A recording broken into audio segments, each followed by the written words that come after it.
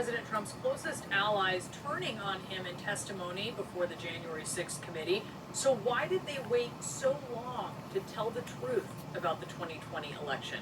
John Avlon with our reality check. So there's a classic Chris Buckley novel called Thank You for Smoking. It's about a lobbyist for big tobacco named Nick Daler who goes on TV and lies to defend his clients. It sounds like you actually believe this stuff, he's asked. It pays the mortgage, Nick says. He offered this rationalization so many times now that it was starting to take on the ring of a Nuremberg defense. I was only paying the mortgage, Chris Buckley writes. It's a timely reminder to follow the money whenever self-interest collides with the facts. Which brings us back to the January 6th committee. Now, we have seen multiple senior Trump officials testify that the ex-president that lost the election, they told him.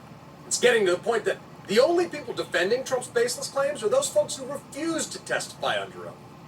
But it's worth noting that even some of the Trumpists who dubbed themselves Team Normal for recognizing the reality of the election in private were often amplifying the big lie in public just days after the election.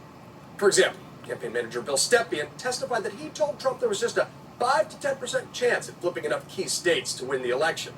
But here's what he said on a conference call the night after Trump falsely claimed victory in Pennsylvania. Numbers and data, not gut or spin. We did that yesterday. We're going to do it today. We will win Pennsylvania. I have as much confidence today as I had yesterday, as I had last week.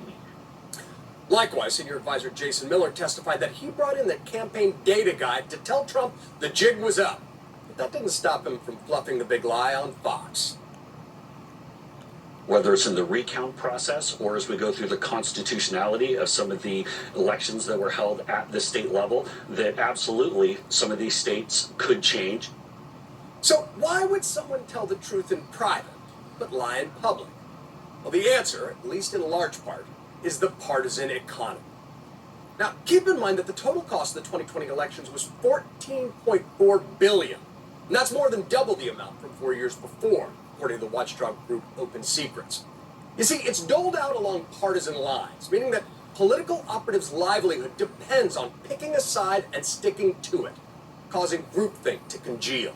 It's their party, right or wrong, which was a convenient rationalization during the Trump years because it turns out that the big lie is big business. The biggest true believers like Rubes, with appeals to donate to an election defense fund, which apparently never even existed. He shifted much of the cast into a Save America PAC, which gave $1 million to a chief of staff's charity and a loyalist think tank. $5 million went to event planners and more than $200,000 on Trump hotels, but little spent on proving non-existent mass voter fraud. Now, the DOJ's been cracking down on some so-called scam PACs lately. It's a variation of one that snared Steve Bannon. But there's no telling whether the same legal standards will be extended to the ex-president. The main point is that the promise of cashing in on this partisan gravy train was enough to stop most people from speaking out until they were compelled to do it. So Bill Stepien testified that he separated from Trump after the election because his actions were not honest or professional. And Stepien still pockets $10K a month from the Save America PAC, and 12 of his 15 federal candidates this cycle are vocal backers of the big lie, according to reporting from HuffPost reporters S.V. Dayton and Jennifer Bendry. And that's just one high-profile example, right? The big lie is self-reinforcing. It's been sold to the base, which controls most partisan primaries, and so candidates and consultants alike continue to coddle the big lie, even though most know it's bogus and dangerous to our democracy. So it's not really surprising that more than 100 GOP primary winners this year are backers of the big lie. The incentive structure is all screwed up. Fear and greed are driving our democracy into a ditch, and professional partisans are content to let it happen so long as they get paid. It's not just party over country, it's money over country. And that's your reality check. It is big business. John Avlon, thank you so much for that.